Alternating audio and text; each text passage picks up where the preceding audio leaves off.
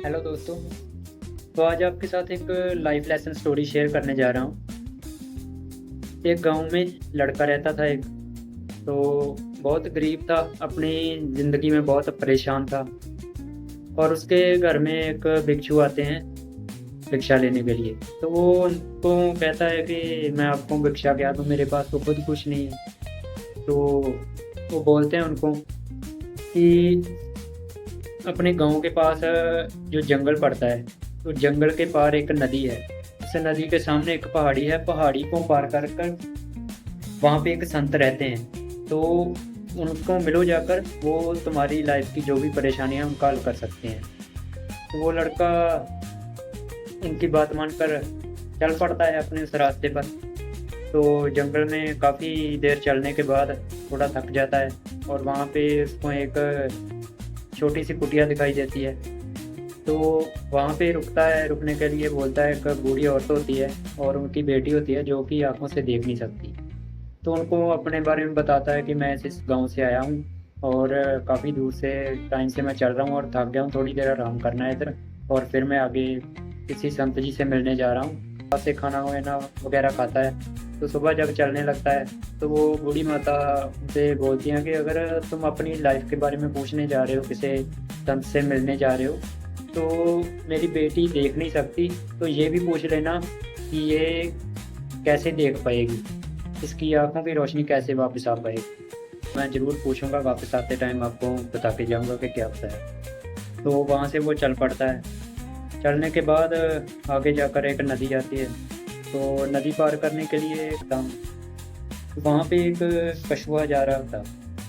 तो कछुए को बोलता है तुम मुझे ये नदी पार करवा दो। कछुए को बताता है कि मैं एक संत जी हैं उस पहाड़ी के पार, तो उनके पास जा रहा हूँ अपने सवालों के जवाब पूछने। तो वो कछुआ उससे बोलता है ठीक है, मैं तुम्हें नदी पार करवा देता हूँ, तो मेरे भी एक सवाल का जवाब पूछ लेना कि मैं हंस बनना चाहता हूँ, तो अभी हंस कैसे बन सकता हूँ। तो वो बोलता है ठीक है, तुम्हारे भी सवाल का जवाब पूछ लूँगा, जा तो रहा ही। तो वहाँ से वो कछुआ उसको नदी पार करवा देता है। तो आगे बहुत बड़ी पहाड़ी होती है। तो पहाड़ी चढ़ना उसके लिए बहुत कठिन होता है। वो सोचता है अभी क्या कर पाऊँगा। तो वो भी सोच ही रहा होता है कि इतनी बड़ी पहाड़ी को कैसे पार करूँगा। तो भी उसको एक आवाज़ आती है। वो देखता है तो एक जादूगर होता है, उसके हाथ में एक छड़ी है। तो उसको वो बोलता है कि ऐसे ऐसे मुझे एक भिक्षु आए थे, तो उन्होंने बताया था कि ऐसे एक संत जी हैं उस पहाड़ के पार, उनको जाके मिलना, उनके पास तुम्हारी सभी प्रॉब्लम्स का हल है। तो वो जादूगर बोलता है कि ठीक है, अगर तुम उनके पास जा रहे हो संत जी के पास, तो मेरे भी एक क्वेश्चन का आंसर पूछ के आना कि मैं मोक्ष कैसे प्राप्त कर सकता हूँ। तो वो बोलता है ठीक है, मैं पूछ लूँगा, तो इसमें तो आप मदद कीजिए पहले मेरी। तो वो अपनी छड़ी इसको घुमाता है और उसको वो पहाड़ी पार करवा देता है। इतने पार पहुँचने के बाद वो संत जी से मिलता है, और संत जी अपने ध्यान में बैठे होते हैं, तो उनको डिस्टर्ब नहीं करता। तो वहाँ पे थोड़ी देर वेट करता है। जब वो अपने ध्यान से बाहर आते हैं, वो जो लड़का था वो संत जी से पूछता है कि मैं ऐसे गांव से आया हूँ और ज़िंदगी में बहुत परेशान हूँ। तो संत जी उसको बोलते हैं मैं तुम्हारे सिर्फ 3 सवालों का जवाब दूंगा, कोई नहीं, 3 सवाल तुम मुझसे कोई भी पूछ सकते हो।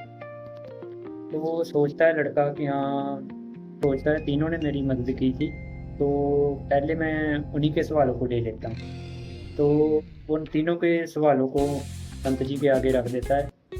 तो पहले के लिए वो बोलते हैं कि जो बुढ़िया है वहाँ पे जंगल में, उनकी जो बेटी देख नहीं सकती, तो उनको बोलना उनकी शादी कर देंगे, उसके बाद उनकी आंखों की रोशनी वापस आ जाएगी। और फिर दूसरा सवाल करता है। दूसरे सवाल में बताते हैं संत जी कि जो कछुए के ऊपर उसकी होड़ है, उसके ऊपर जो कवच बना हुआ है, वो कवच को उतार दे अपने को।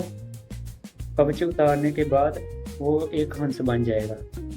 तो जादूगर के लिए बताता है कि हाँ, वो अपनी जो छड़ी उसने पकड़ रखी है वो छड़ी छोड़ दे, उसके बाद उसको मोक्ष प्राप्त हो जाएगा। तो तीनों सवालों के जवाब वो लेकर अपने सवाल का जवाब अधूरा छोड़कर वापस आ जाता है।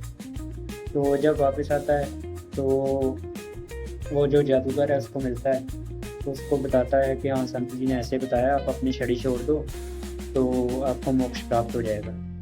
तो जब वो अपनी छड़ी छोड़ता है तो उसको मोक्ष प्राप्त होता है, वो जो छड़ी है वहीं रह जाती है और छड़ी उसको मिल जाती है।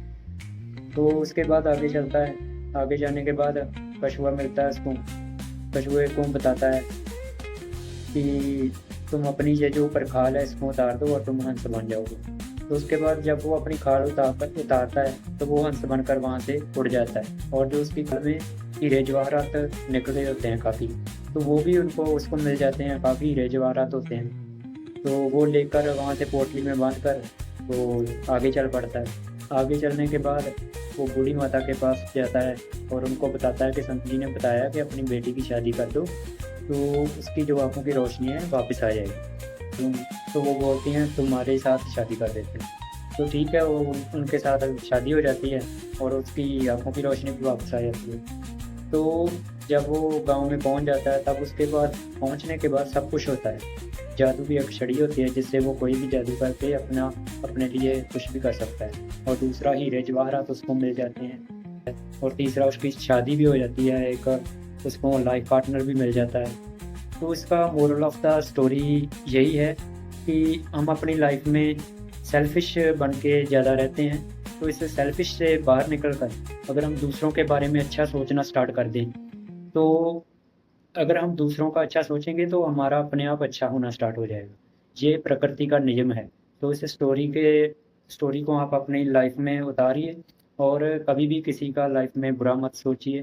तो सभी का अच्छा करिए, सबके साथ अच्छा होगा, तो आपके साथ भी अच्छा ही होगा। Okay, thank you. वैल्यू देते रहिए लोगों की लाइफ में, और अगर आपको ये स्टोरी बढ़िया लगी तो प्लीज़ चैनल को लाइक, सब्सक्राइब एंड शेयर ज़रूर करिए। Okay, thank you.